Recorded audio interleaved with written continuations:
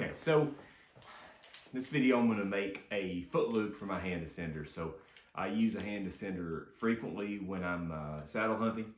I'm either using it as a hand descender for single rope climbing, or I will sometimes use it as a backup by simply using the rope grab functionality on it and using it to tie off and make a secondary attachment point for a bridge or a backup, if you will. So the problem with this is it's a little loud. I have to be careful with it.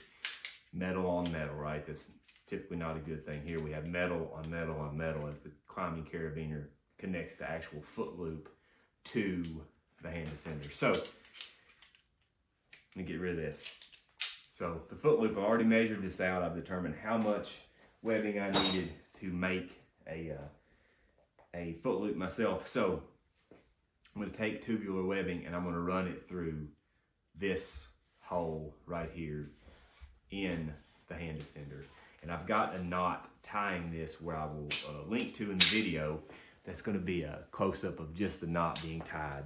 But what I'm doing here, you can see that I have the hand descender with the webbing looped through it.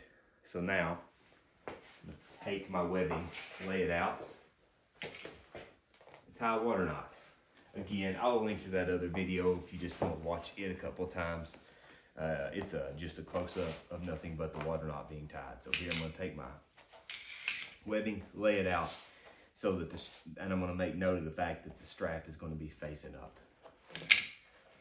That the printed design, the non-printed design over here is going to be facing up.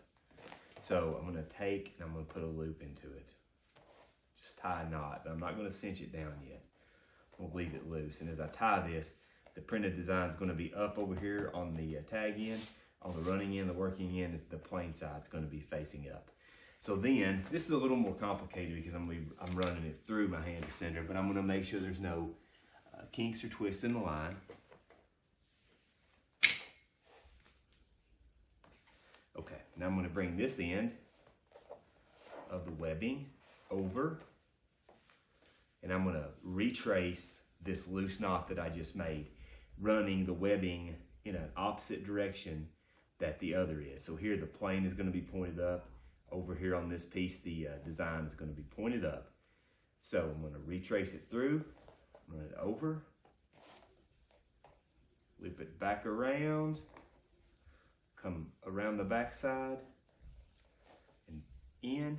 Now I'm going to dress it, tighten it like I would any knot. All right, so here you can see the completed product. So I have my hand descender.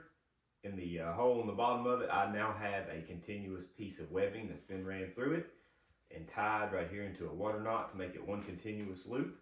So I'd already pre-measured this. It's about the height that I'm going to need it to be.